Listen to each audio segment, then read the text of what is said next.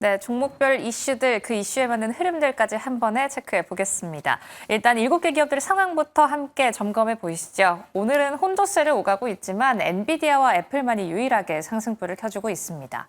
하지만 이 안에서 가장 눈에 띄는 건 단연 테슬라입니다. 어제의 상승폭을 모두 반납한 모습인데요. 어제 4%대 상승에 이어서 오늘은 4%대 하락을 보여주고 있습니다.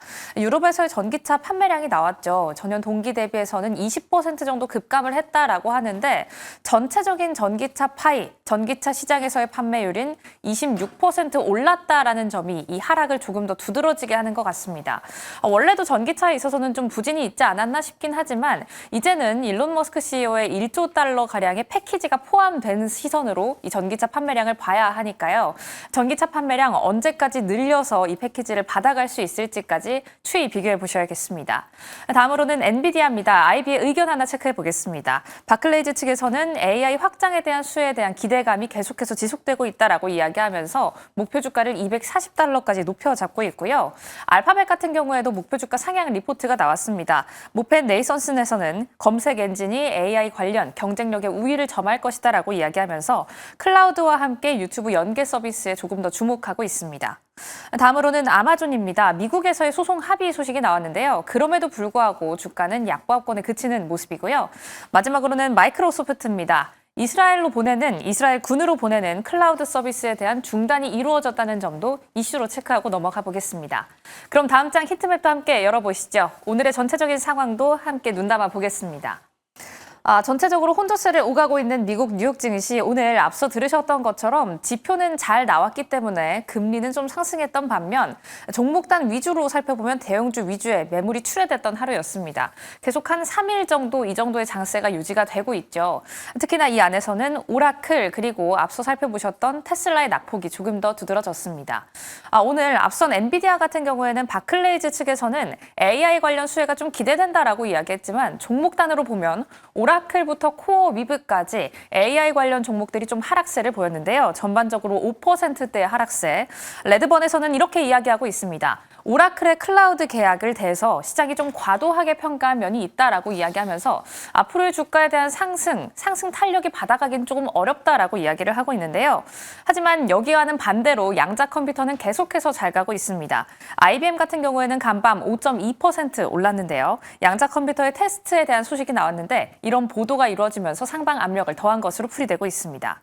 다음으로는 스타벅스입니다. 스타벅스 같은 경우에는 구조 조정에 대한 계획을 발표했는데 이런 계획에도 불구하고 주가는 약보합권에 그치는 모습이었습니다. 오늘 실적 발표를 한 두 기업이 있었는데 약간 희비가 엇갈렸습니다. 코스트코 같은 경우에는 실적이 전반적으로 예상치를 상회하는 모습을 내놨지만 주가는 약보합권에 그치는 모습이고요. 반대로 중고차 거래 플랫폼 카맥스 같은 경우에는 실적에 대한 실망감으로 오늘 20%가량 급감하는 모습 보였습니다. 그럼 다음 장 통해서 인텔에 대한 소식도 한 가지 체크해 보시죠. 오늘 인텔이 8%대 올랐습니다. 어떤 소식이 올랐기 때문에 8%대 상승을 했을까요? 인텔이 TSMC와 함께 파트너십 계약을 체결한다 이런 뉴스가 나왔습니다. 요즘 인텔하고 생각해보면 투자라는 생각이 계속해서 연결돼서 생각이 되게 되는데요. 어떤 소식인지 한번 체크해 보시죠. 월스트리트 저널 측에서는 이렇게 이야기하고 있습니다. 인텔의 파운드리가 TSMC와의 경쟁에서 좀 난항을 겪고 있기 때문에 인텔 측에서 TSMC에 제안을 했다라는 겁니다. 우리 파운드리 함께 하자 이런 이야기를 했다라는 건데 인텔과 TSMC는 아직까지는 뚜렷한 입장을 내놓지는 않고 있습니다.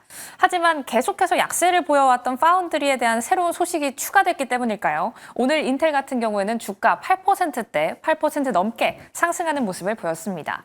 요즘 인텔 하면 미국 정부가 좀 끌어올리고 있다. 엔비디아도 멱살을 잡고 끌어올린다. 이런 이야기가 나오고 있는데 어떤 부분에서 그게 좀 이루어지고 있는 건지도 한 번에 체크해 보시죠.